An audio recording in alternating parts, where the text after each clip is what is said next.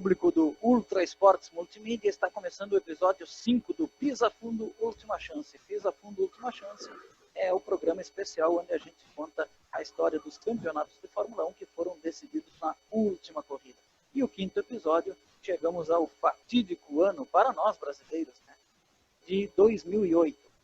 Decisão em Interlagos, autódromo superlotado, Felipe Massa largando na pole position para conquistar o título, disputando contra Lewis Hamilton. E, como vamos ver, ele cruza campeão, mas 35 segundos depois ele vira o vice-campeão do mundo. E eu já estou conectado aqui com o Matheus Milânio. Antes do Matheus começar a falar, não se esqueça, pessoal, curta, compartilhe, se inscreva no canal, ative os sinos das notificações. Isso é bastante importante para a duração, a perenidade desse projeto que a gente começou aqui no Ultra Esportes Multimídia. Olá, Matheus, mais uma vez. Bom dia, estamos gravando no dia 14 de maio.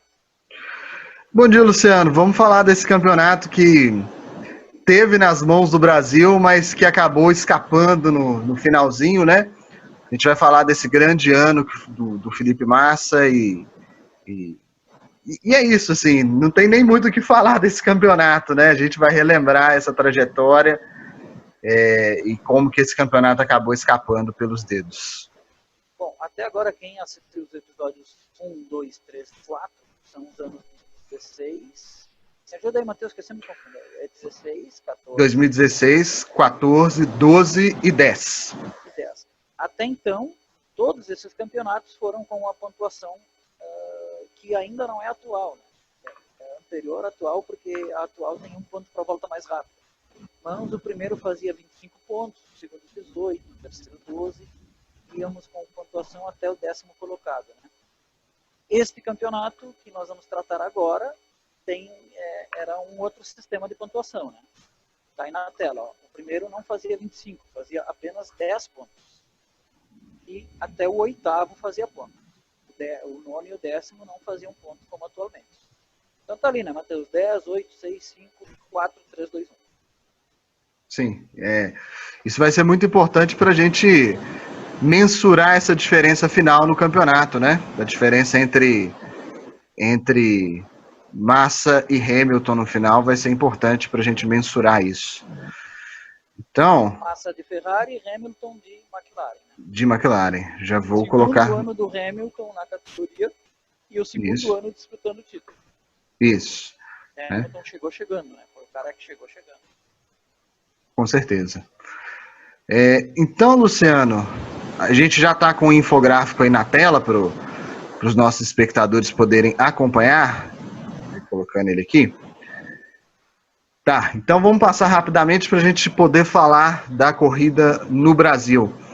Chamar a atenção aqui porque o Massa não pontua nas duas primeiras corridas, então ele sai zerado dessas duas primeiras corridas, né?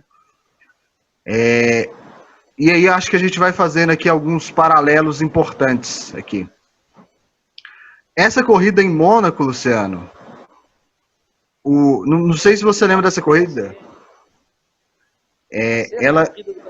Sexta corrida do campeonato, ela foi uma corrida com chuva. E o Massa estava disparando na liderança. O Massa foi pole nessa corrida e estava disparando, teve um safety car, aproximou todo mundo, ele comete um erro na Sandevaux, perde a liderança, e depois a Ferrari ainda erra nos boxes e ele perde o segundo lugar. Então, foi uma corrida que acabou... E o Hamilton vence a corrida. O Hamilton vence a corrida, né? Então é um desses momentos que a gente vê depois, quando a gente recapitula o campeonato, a gente vê que fez diferença, né? Uma coisa interessante, né, já para colocar, né, de novo a constância, né? Uhum. Porque tu vê, o Massa tem mais vitórias que o Hamilton, né? Sim. 6 vitórias do Massa, 5 do Hamilton. E as poles são 7 do Hamilton e 6 do Massa. Sim. Foram iguais.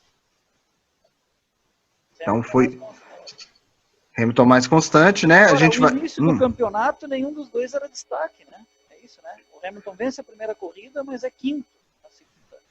Sim, ainda na terceira corrida.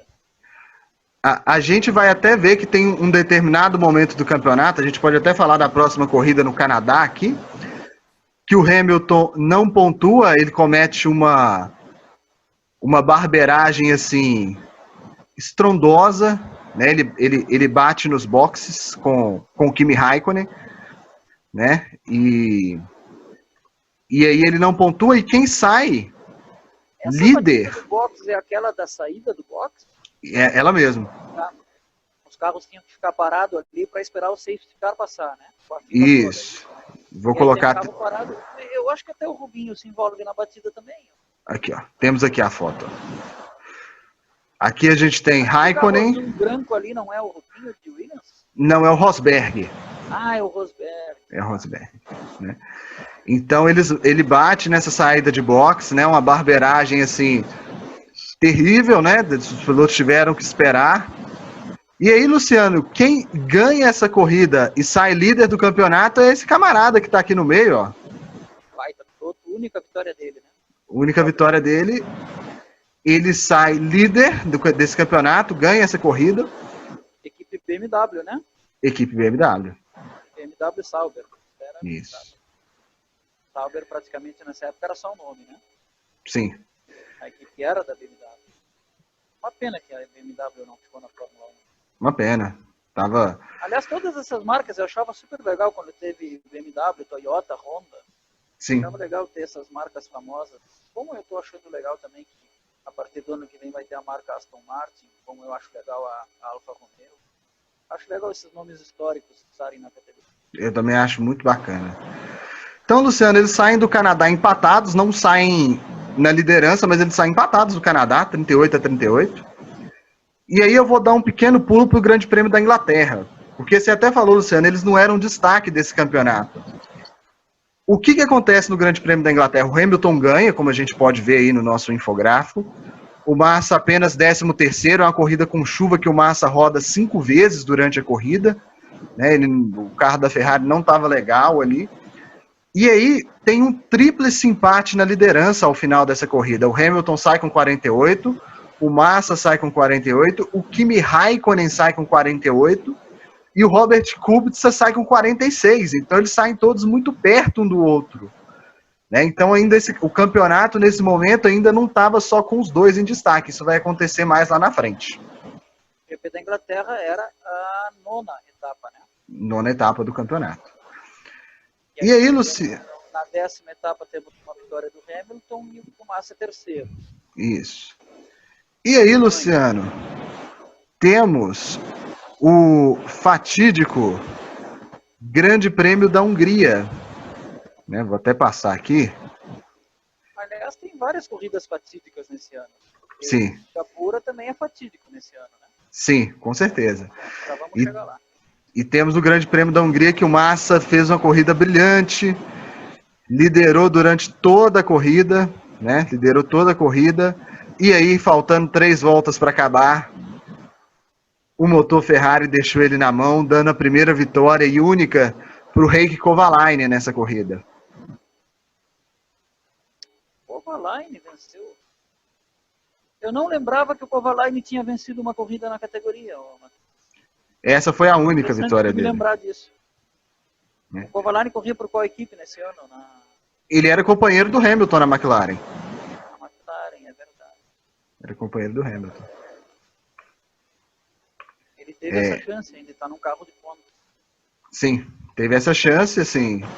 Não aproveitou tão bem, mas conseguiu pelo menos ganhar uma corrida, né? Colocar o nome como um dos vencedores na história da Fórmula 1. E aí, Luciano, temos o Grande Prêmio da Europa, com Hamilton em segundo, o Massa venceu esse Grande Prêmio, né? Eles estavam com 70. Era em Valência ou não? Eu acho que sim, foi o primeiro em Valência, se eu não me engano. Primeiro Grande Prêmio em Valência. O Grande Prêmio da Europa, ele geralmente é coringa no calendário, né? E muitas vezes ele obedece a uma questão assim, ó, de ir para o lugar onde tem um piloto que está indo, tem que atrai público, né? Sim. Então ele era em Valência por causa do Alonso. Isso mesmo. E aí, Luciano, tem esse ponto aqui na Bélgica, que é um ponto polêmico no campeonato, porque o Massa está aqui como primeiro colocado, mas quem cruzou em primeiro foi o Hamilton. O Hamilton cruzou em primeiro numa corrida que ele foi punido. O contexto é o final, a chuva aperta no final da corrida, e a disputa entre o Hamilton e o Raikkonen pela vitória fica bem forte. E aí o Hamilton ultrapassa o Raikkonen cortando o caminho pela curva. Ele até devolve a posição, mas assim, ele devolve já retomando. E aí ele foi punido com uma punição de tempo. O Raikkonen bate no final dessa corrida, não chega, e aí o Felipe Massa herda essa vitória. Foi um ponto de polêmica no campeonato. Eu acho que a punição do Hamilton na época foi merecida, sim. Acho que foi uma punição merecida. Essa nem sempre é pacífico as punições na Fórmula 1. Aliás, ao contrário, quase nunca são. Mas tem umas que não tem como não concordar. E essa aí realmente ele estava levando vantagem mesmo. Sim. Então, Luciano, outro fato legal na corrida seguinte. O Grande Prêmio da Itália, como a gente pode ver, nenhum deles chega muito bem ali para essa corrida. Mas a gente tem um certo alemão que ganha essa corrida em 2008 na Itália. Certo alemão que viria a ser tetracampeão do mundo depois, mas é a primeira vitória do Sebastian Vettel na Fórmula 1, né? Com a Toro Rosso. E até hoje, a única vitória da equipe, né? A única vitória da equipe. A equipe mudou de nome, mas eu não sei se a vitória segue contando ou se zera os dados. Não sei como é que a Fórmula 1 faz isso. Eu também. Se chama AlphaTauri. Isso. Mas a única vitória da equipe Toro Rosso, se não contar, vai ficar para a história sendo essa. Vai ficar sendo essa. E que foi, na época, né, o Vettel, um grande espetáculo, né, do Vettel, porque era um piloto novato, né? Nessa vitória, Matheus, ele é o piloto mais jovem da Fórmula 1 a vencer. Isso. E aí o Verstappen depois toma isso, né? Isso, o Verstappen toma ele. E antes era o Alonso, né? Sim. E antes do Alonso, se eu não me engano, era Emerson Fittipaldi. Era lá isso, atrás. Acho que era isso mesmo. Não sei se tem alguém no meio ali, mas eu acho que não. Acho que era o Fittipaldi, o Alonso desbanca o Fittipaldi, Vettel desbanca o Alonso, e agora o Verstappen é quem tem esse recorde aí. E provavelmente vai ficar com o Verstappen, né? Porque depois do Verstappen criaram-se novas regras para entrar na Fórmula 1, ficou um pouco mais difícil. Então, muito difícil alguém mais jovem que o Verstappen conseguir correr na categoria. Não é nem vencer. Uhum. E aí, as regras para entrada na. E aí, nesse Grande Prêmio da Itália, né? A gente falou do Sebastian Vettel, mas eles foram. O Massa foi sexto, o Hamilton foi sétimo, e a diferença entre eles estava apenas 1 ponto ao final do Grande Prêmio da Itália. E aí, vem o fatídico Grande Prêmio de Singapura, Luciano. Isso aí, foi quando aconteceu o famoso Singapura Gate. Isso. Então, acontece o fato em Singapura, peraí que tem uma foto aqui, ó, da batida do Nelsinho Piquet, né? Causando um safety car. A gente vai explicar esse Singapura Gate, né, Luciano? A gente vai ter um programa onde a gente vai discutir essas polêmicas da Fórmula 1, a gente vai ter mais tempo de entrar no que foi o Singapura Gate, né?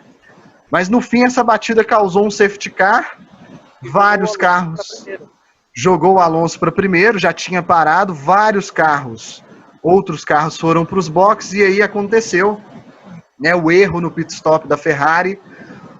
O Massa recebeu luz verde antes da mangueira de combustível estar desengatada. O Massa foi pole position e liderava essa corrida em Singapura. Que é uma pista, a exemplo de Abu Dhabi, muito difícil de se ultrapassar. Sim. Tem que fazer algum erro ou ser mais rápido quem para no box, enfim, ou algum erro para perder a posição, e foi o que o Massa conseguiu, né? A Ferrari conseguiu, na verdade. Liberaram o Massa, ele saiu com a mangueira engatada, jogando para tudo que é lado, ele teve que parar o carro de novo para tirar a mangueira. E aí ele foi só 13º, não pontuou nessa corrida. E só para fechar o parênteses que a gente abriu ali, né, que vamos ter um programa para explicar detalhes, né, da Cora Gate, o Nelsinho Piquet, 1 ano depois se soube, né, e foi o pai dele, né, que quando ele contou para o pai dele, para o Nelson, ele, não, tem que tornar isso público então, né, e aí chamaram o Reginaldo Leme, né. Sim. foi declarado então que aquela batida foi de propósito para jogar o Alonso para primeiro, né? Sim. E o plano tinha sido o Flávio Briatore. O Flávio Briatore foi punido com exclusão da Fórmula 1 até hoje, né? Isso. Quando ele ainda tenta dar uns pitacos na Fórmula 1, mas o pessoal não... Enfim. O Alonso declarou que não sabia de nada, né? Uhum. Até hoje fica a dúvida. Sabia, não sabia? É a mesma dúvida da Capitu, né? Quem gosta de literatura, né? Traiu ou não traiu? Vai ficar a dúvida para sempre. Né? E o Nelsinho Piquet teve as portas fechadas na Fórmula 1, né? Era um bom piloto, foi para a Fórmula E, depois foi poucos brasileiros que correram na NASCAR, ele ganhou corrida na NASCAR, depois ele vai para a Fórmula E, foi o primeiro campeão mundial da Fórmula E, mas nunca mais conseguiu um assento na Fórmula 1. Também ficou, enfim. Aí encerrando o caso do Singapura Gate, efeito colateral do Singapura Gate foi a parada nos boxes não programada e o erro, né, da Ferrari ao largar o Massa antes de tempo e ele sair arrastando a mangueira de combustível.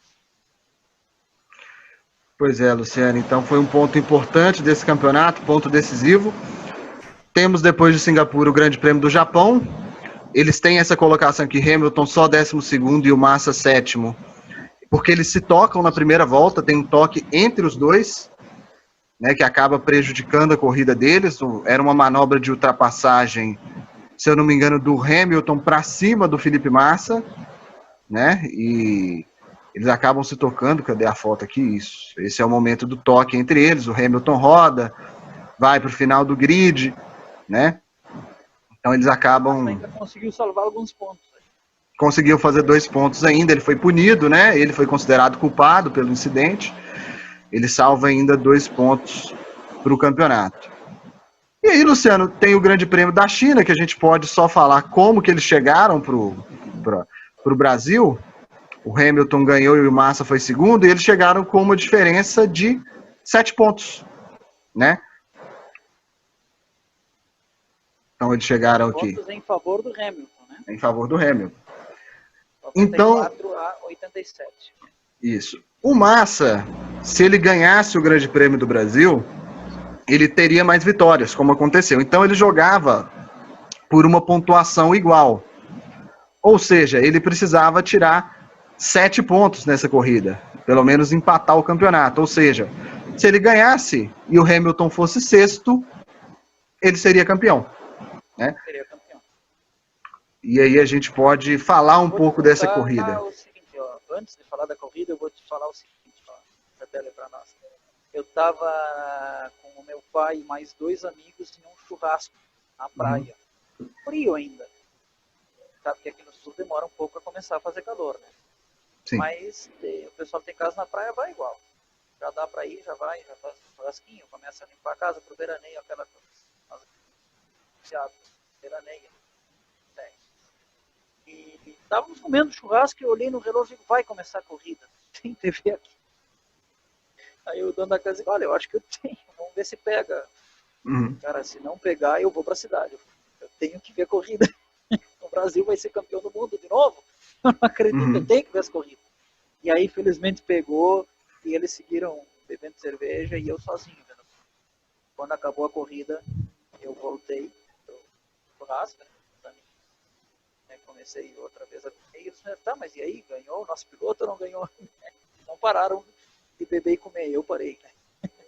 Eu digo, olha, a gente era campeão até a última curva.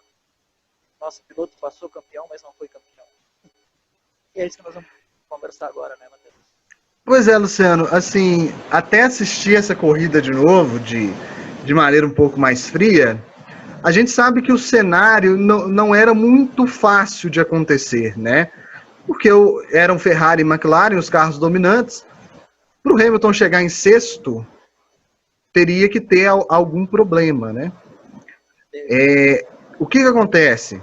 O Massa largou na pole, o Hamilton largou em quarto, né? E com essa posição o Hamilton seria campeão.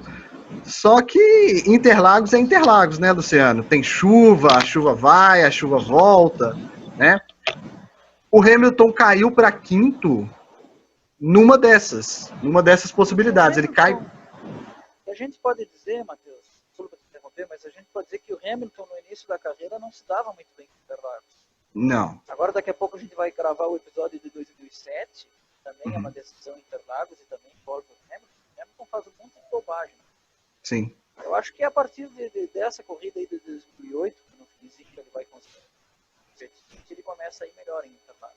Sim. E é a pressão de um piloto jovem decidindo um título, né? Querendo ou não, isso existe. Mas o que acontece? Vamos colocar assim, porque o Felipe Massa, ele passou grande parte da corrida, mesmo estando em primeiro, ele passou sendo vice-campeão, né? E aí o que acontece? Nas voltas finais começa a chover, se eu não me engano, faltando 5 ou 6 voltas, começa a chover, né? Só que ficou aquela chuva meio fraca.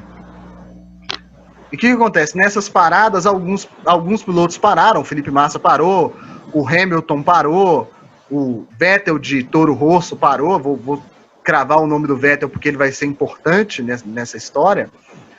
E aí o que acontece? Teve um piloto que não parou, que foi o Timo Glock, que subiu para 4º lugar com a Toyota. Na verdade não foi só o Glock, né? Teve mais pilotos que não pararam, mas quem nos interessa é o Glock. É o Glock, porque ele ganhou a posição do Hamilton, então o Hamilton tinha caído para 5º. Então ali estava numa iminência de que podia acontecer. Estava favorável ao Hamilton, mas estava numa iminência de que podia acontecer. E aí, Luciano, é engraçado porque a gente assistindo de novo, a gente vê que é tudo muito rápido, né? Faltando ali 3 voltas para o final, o Hamilton comete um erro e o Vettel ultrapassa ali na subida, né? Começando ali na subida da junção ali, ele faz a ultrapassagem e o Hamilton cai para 6º. Então ali faltando ali 3 voltas para o final, 2 voltas para o final, o Felipe Massa era campeão. Era campeão. Né? Aquela expectativa. Porque só assim, que ele não tá.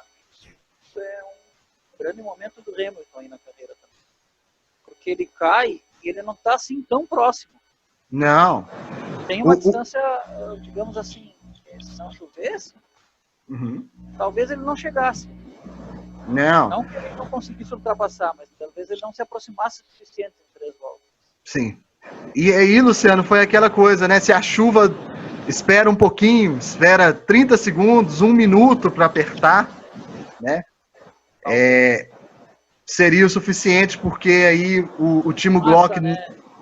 É bom dizer isso, né? O Massa numa pilotagem esse dia perfeito, não teve um errinho, nada. Massa perfeito, ele largou na pole, já foi para frente, esqueceu de todo mundo e passou a corrida inteira na frente. Sim. Passa, campeão. E aí o Timo Glock tem até um vídeo on-board dele. E a volta dele, a última volta é muito lenta, não tinha condições, ele estava com pneu de pista seca e a chuva estava apertando. A volta é muito lenta, e aí é suficiente para o Hamilton alcançá-lo, ultrapassá-lo, tomar essa 5ª posição. Ele passa do café, se não me engano. Sim. Que falta o quê? 500, 600 metros? Sim. Eu até esqueci de separar uma foto desse momento, né? Assim, talvez a gente vai ficar devendo aqui para o nosso... Ah, não, aqui, ó, nós vamos colocar aqui agora a foto dessa ultrapassagem. Separou a foto do dor que a gente... Pois é, vamos colocar agora na tela pro nosso espectador. Para Mídia Esportes, enquanto ele está colocando, a gente precisa ressaltar uma coisa. Para todo mundo doeu, mas para caras como o Matheus é uma dor dupla, porque é uma derrota do Brasil e é uma derrota da Ferrari. Sim. Aqui, ó, tem uma foto até legal. Essa aí. Aqui tem uma foto até legal mostrando os dois. Olha aqui, ó. O Vettel, né, que tinha tomado a posição do Hamilton antes, o Hamilton e o Glock. É a ultrapassagem do título na última curva, né? Já é Red Bull, Vettel aí ou é Toro Rosso? Toro Rosso. Toro Rosso. Sim. Então, esse campeonato, ele dói muito, né, Luciano? Dói muito falar dele. Ia ser algo... Disse, né, a decisão mais tardia, né? Porque... Sim. 35 segundos após a corrida, após ter o vencedor da corrida, ele se decide 35 segundos após a corrida já ter um vencedor, a última corrida do ano. Sim. ia ser algo espetacular, né, Luciano? Ia ser um brasileiro campeão no Brasil. Então, realmente, essa corrida ela é duro de lembrar, mas vale exaltar o campeonato que o Felipe Massa fez, né? Hoje a gente vê o tamanho do Hamilton, né? E o Felipe Massa fez um campeonato brilhante, e eu vou dar a minha opinião. É o seguinte: a Ferrari teve um papel decisivo nessa perda de campeonato. Eu acho que se a gente invertesse os carros, a McLaren não errou. O Massa seria campeão de McLaren. Então, principalmente por causa do GP de Singapura. Sim. E do próprio GP da Hungria também, né? E que o motor acaba estourando. Não é culpa de ninguém especificamente, mas é o equipamento que acabou deixando na mão, coisa que não aconteceu com o Hamilton durante a temporada, né? Então acho que... E olha que interessante, né? Isso acontece também porque a Fórmula 1, para fazer um paralelo com o futebol, é ponto corrido, né? Então o primeiro ou o último GP tem o mesmo peso no campeonato, com exceção daquele campeonato que a gente falou do último valedor. Isso. Foi 2012, tá? Foi 2014. 14, né? Isso. Então, quer dizer, os pontos de Singapura ou da Itália, qual foi o outro que falou? Singapura e Hungria. Hungria, os pontos de Singapura e Hungria valiam a mesma coisa do que os pontos de Interlagos. Então, ele tendo melhor em qualquer uma dessas duas, poderia ter sido. O C, tem um radialista aqui no Grande Sul, Matheus, que ele vai dizer que C é a partícula da língua portuguesa, às vezes dizem debates do futebol. Na Fórmula 1 também. Sim. Se o Massa tivesse sido campeão, talvez o Alonso não tivesse ido para a Ferrari, porque teríamos ali um campeão do mundo também. Talvez o Hamilton não tivesse adquirido a força mental que teve, porque ele já tinha perdido um título também em Interlagos em 2007, seriam 2 anos perdendo o título na última corrida. Poderia, no psicológico dele, ter trabalhado em outra. Talvez ele não fosse o piloto que é hoje. E talento ele não ia deixar de ter. Mas esses jogos mentais que a gente fala que tem na Fórmula 1. E quantas vezes tem bons pilotos que não são campeões, né? Sim. Então é isso, assim. Infelizmente, o Brasil não foi campeão em 2008 e com certeza não vai ser por um bom tempo, na verdade, né? A não ser que surja aí algum fenômeno. Mas tem que surgir para... que não nasceu aqui, né? Não nasceu aqui. Aliás, tá aí um tema bom, Matheus. Quem ainda não é campeão, que está mais perto de ser campeão? É um bom tema, com certeza. Eu acho que, sei lá, o Leclerc ou o Verstappen, mas não sei. Eu acho que o Verstappen está mais pronto. Chegamos ao final, então, de 2008. Né? Contamos aí a nossa história. O próximo episódio vai ser 2007, né? Isso. Essa aí podia ter invertido, né? Porque o resultado de 2007 e 2008, aí teríamos um campeão. Sim. Foi entre Raikkonen e as duas McLaren, né? Isso. McLaren, Hamilton e Alonso. Baita corrida, revi ontem à noite. Agora que você já assistiu o vídeo, se não se inscreveu, se inscreve. Ative as notificações. Se gostou, dá like. Se não gostou, dá dislike, que serve como feedback para nós. Obrigado.